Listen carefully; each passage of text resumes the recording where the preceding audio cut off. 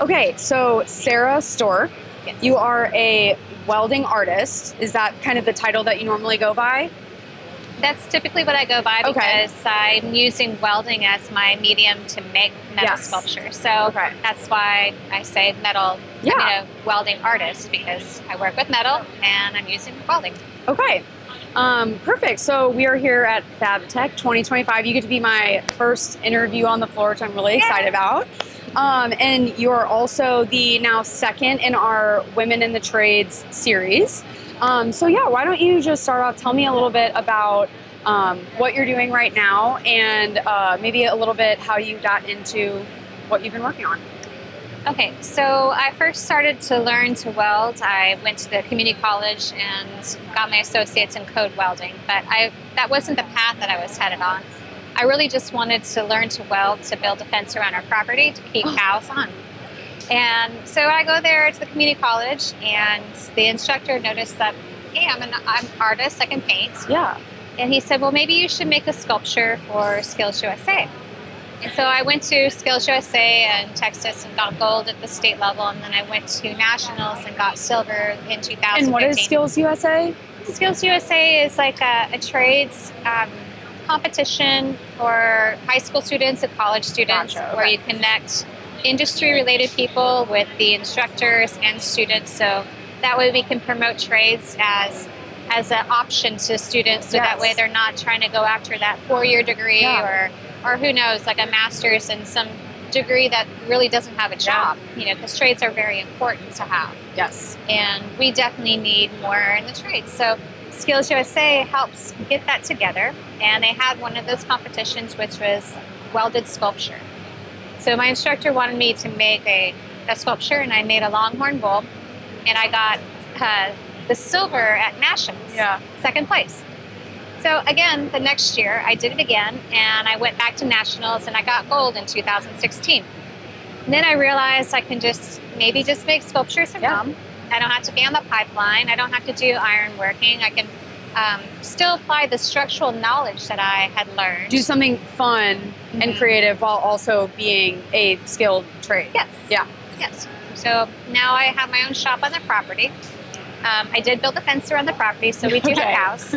So that did get accomplished. Okay. And now I have my shop, and I've got all the equipment that I need to make anything that anybody wants. And that's what they do. They commission me to make sculptures. And as of right now, I have a 2-year wait list. Wow. And I have a massive sea turtle on my shop floor. Yes, I saw that one on LinkedIn. That is amazing. I was actually going to ask you about that. That's incredible. Pretty. I love that one. He's heavy. He's really heavy. I would imagine that he is. What type of materials are you using for this specifically? Well, as you know, metal can be very expensive. Yeah. You can buy gold, make it out of gold, and that's a pretty high price, maybe like $3,000 an ounce or something, or maybe $4,000 an ounce. But mild steel is the availability you can pick up at most places, and it's cheaper than working with stainless steel or aluminum or copper or titanium. And I'm able to experiment because making art, you're still just learning how to find out how to make a certain texture or something in a 3-dimensional manner, because we really do not have any blueprints. A lot of the structural, there's blueprints to follow, and the whole work procedures to follow, and people have already done it before, and you'll do it again. With all the AWS and the code welds, and that's required for structural. But art, we're experimenting and trying to figure out how best to make something look like it's the way you were, like I want, or like what it should look like, and just have fun with it. It's definitely still trial and error for sure. Yeah. Yes. But that can be the fun part of it. Right. You start out with a little piece and you're trying to figure out how to do a certain kind of pattern and see if that would work on a larger portion. Yeah. And then you go, well, that's not going to work. Let me try a different way to move that weld pool around and get it to freeze in certain areas, so that way I can get buildups here, buildup there. And then I get this, scalloped look going for certain things that I'm trying to apply to. Yeah. So, was that your most recent thing that you did discover? Like what was the most recent specific skill that you kind of tested out to see if you wanted to manipulate the weld to look a certain way? Was it that scalloped look that you were going for? Well, not really, but on the sea turtle. I had a lot of complaints about me knocking down the surface of it because I had did a built up. And here it looked like growth pattern rings. And it wasn't like on the top of the shell, it was just on the flippers. And so I had knocked it down because I've done sea turtles before, and that's what I usually do. It's because I like to create those valleys to create that depth with light. Yeah. And so you have these lines because you've got shadows. So this time around on the turtle I'm working out over there at Fume Free, I'm doing the growth rings, but I'm going to leave them this time. Okay. So they're going around and around and around, and then my eyes start going like this towards the end. So. Yes. Well, that's awesome. You're doing a live weld with Fume Free. I saw that on LinkedIn, which is super cool. Is that something that you're doing every day of the show this week, or was that just today? That's today, that is tomorrow, and Wednesday only. Gotcha. Thursday, I have to leave here and then go back home. Yep. And my flight leaves at 2 o'clock, so I show up for a little bit on Thursday, and I be like, I love you guys. Thank you so much. It was so much fun. Gotta get out of here. Gotta make it back. And you said you are on a farm. That's where you originally learned how to do this skill, right? Well, I learned the skill at the college, but we live on 14 acres. Okay. And yes, we do have farm animals, but it's not like a huge commercial operation. Yeah. I don't have like 50 cows. I have like, we call it labor camp. Our friends bring over 2 pregnant females, and they have their babies, and they graze around for a little while, and then they got take back, and then here comes another 2, and then they'll have their babies. Yeah. So I get to watch baby calves being born and run around. They're so cute. I have actually heard, we've had a couple other people on the podcast that had their start or their background was being on a farm, and they learned how to weld because they had to fix so much of their own equipment that then it eventually just it made more sense for them to do it themselves because they were having it done all the time. So I've just noticed that seems to be a very common occurrence with people that end up learning the trade, is that might end up being the background there. And sometimes repair for your farm equipment, you just got to get it done. Doesn't matter how it looks. It just has to work because you got to finish the job that you started, because the rain's coming and those fields need to be plowed. Yeah. And it's not going to wait on you guys for sure. Hurry up, we'll fix it. Just temporary fix, and then we'll fix it later. But are you doing a lot of that too? Are you doing a lot of like repairing your own equipment along with the artistic and creative side? Or are you like, I'm done with that? I'm done with that. I have moved on from that side. Occasionally I get some friends that will bring something over, like weld some teeth back on a bucket. Something more like low key. But that's like high carbon steel, so it takes like preheating and having the right filler metal to join that metal together, so that way you still keep the integrity of that high carbon steel. So. Okay. And I only know a little bit about this, but I know enough that what type of welding are you normally doing? Are you doing MIG, TIG, and stick welding? Is that all? Those are all different? Yeah, there's MIG, TIG, stick, oxy-fuel welding, which encompasses brazing, and then there's plasma cutting. Oh, there's laser welding, but I'm not getting laser welding right now. Even though like the guys have been trying to sell me laser equipment, they're like, you can use it for your art. And I said, well, I get it, because oxy-fuel welding used to be how they did it. Before it was forged welding, where you were blacksmithing things together. And then every generation, there's one more process to add to that list.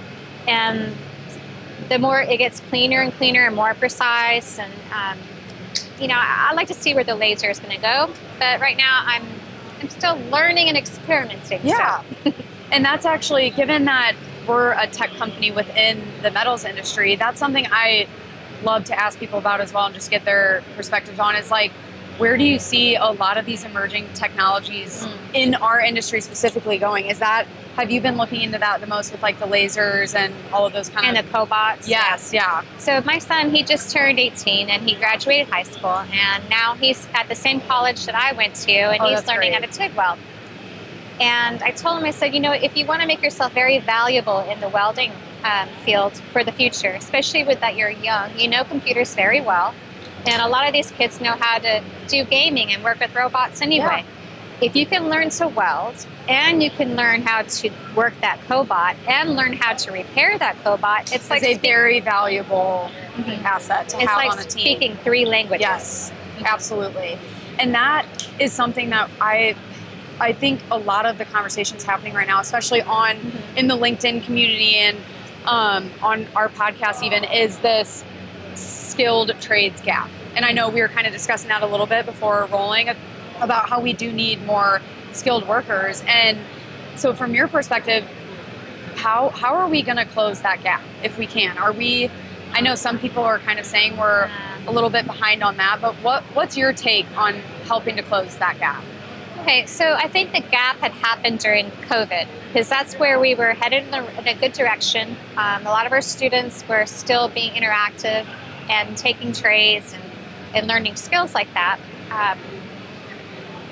And then we had COVID, and then all of a sudden it was a lot harder to get them to be more social because they was always on their computers and like just FaceTiming people.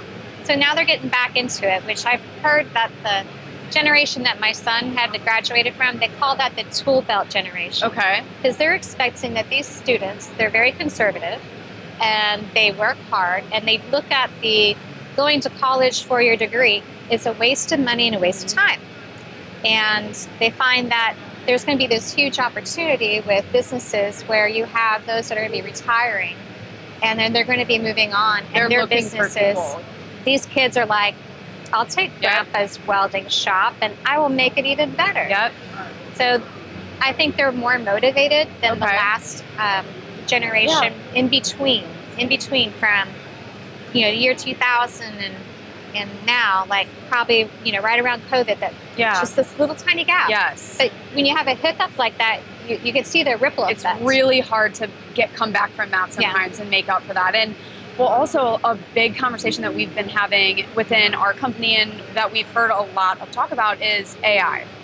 And AI in the industry, and then as a whole, how it is replacing a lot of those people that went to college. Yeah. So now everyone's saying now they want the trades workers because those are the people that won't get replaced. Yes, it is. And they're finally saying, well, like, you would be smart to look into the trades as a viable option when you will be the person you're not going to get replaced by AI. Like so many of the desk jobs will be automated and they will become... It's already frustrating enough when you're on the call center and it's like the automated call center and you're screaming, right?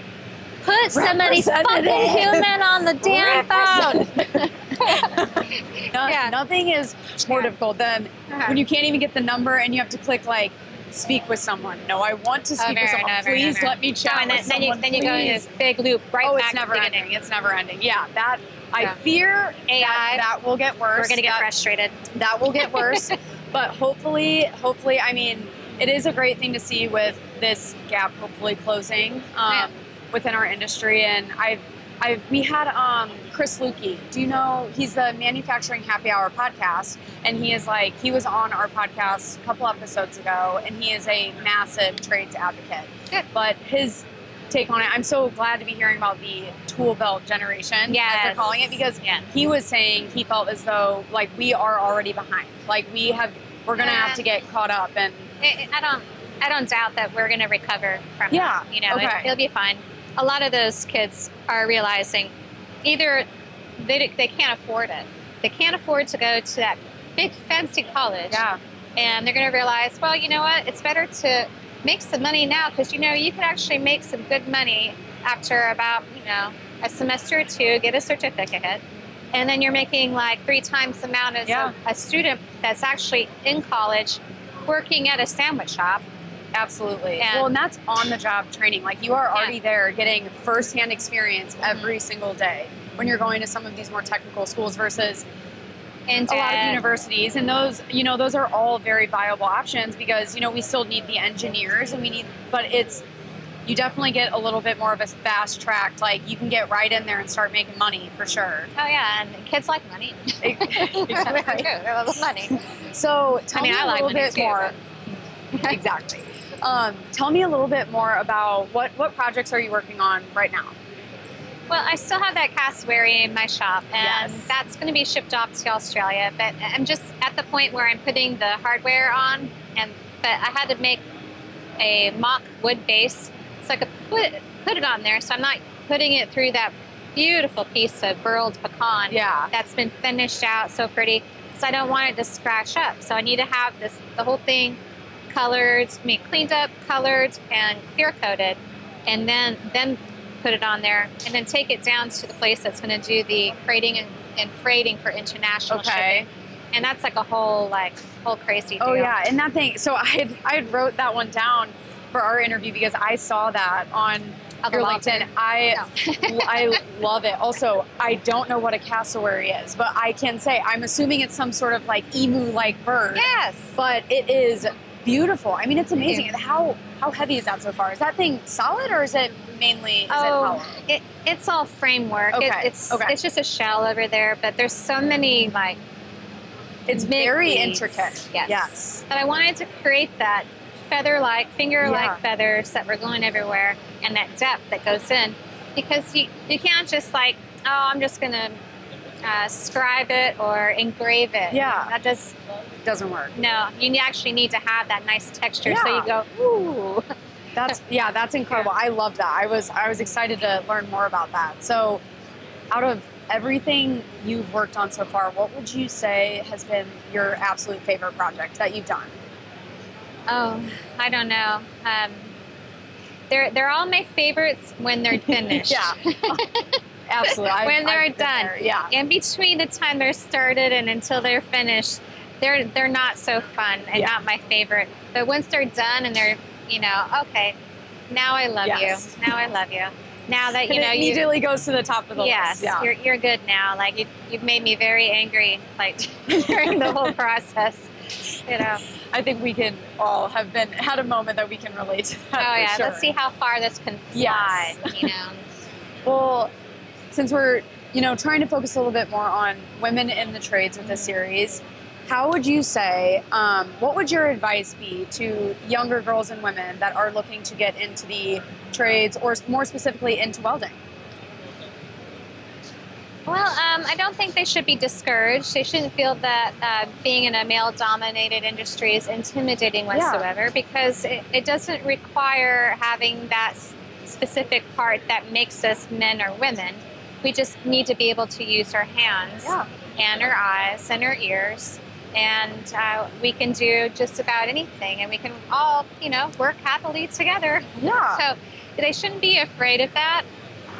You're going to find some guys that will be very supportive and helpful, and they'll defend you when there's other guys that want to talk down to you. But just some people are just miserable, and you just have to accept it. It's in every field. I mean, in women-dominated industries, like say nursing, I mean, they can sit there and talk behind your back. Oh yeah. And then she's doing this with that person. She's doing that with that. You get the same thing in a woman-dominated field. Absolutely. So it's not, they shouldn't be scared about coming in. Yeah. We definitely need them, and they're appreciated. Yeah.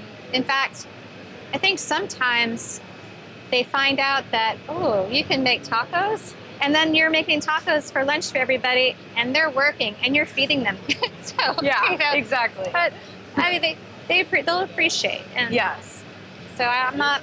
I wouldn't think the young girls should be scared, and it's a good thing to have that sense of pride, and we all have that pride in our work, and we should be very, very proud of how and what we do. Yes. So in anything we do, honestly, no matter what it is that you're working on. Mm-hmm. Are you seeing more women entering the field? Do you think we'll start seeing that trend, especially with just the overall skills gap closing? Do you think we'll see more women coming into the field, or the metals industry as a whole? I think we can, and we probably will. There's just going to be that time in the next year or two when these children, not children, but these 18-year-olds that had just graduated, they'll go in, and then they'll have their girlfriends or significant others, and they'll be interested to help their partner. Like, okay, I want to try it too. I want to be helpful. Yeah. Then you'll have more ladies. But as far as I see, It's been about the same sort of growth. It's very steady and very slow. But it's not necessarily that, let's face it, there's some girls out there that are girly girls. And they don't want to, work super hard or, they just, manual labor side of things, yes. Yeah, which is perfectly fine. You just do what you think that makes you happy, and what you want to do for work is fine. You don't have to go into trades to prove that you're, a big, strong, tough woman. Yes. And you do it for yourself. I can stand up to any guy. Yeah. But there's some girls who are like, that's fine. I've had brothers. I have no problem. Like, I have 2 brothers, and quite honestly, I have more tools than they do. And it's not because it was a competitive thing. It's just I had more of an interest in it. And I think that it's just individual interest when it comes to it, but not a gender like, or the sex part where it's a girl or a boy. These are the roles that you should be in. Yeah, absolutely. Well, I couldn't agree more. And I think that's a great place to wrap up. Good luck with all of the live welding that you're doing. I am doing the live welding from the Fume Free booth, which you can find them on LinkedIn and Instagram. I don't think they're on TikTok. I don't think, but it's Instagram and LinkedIn.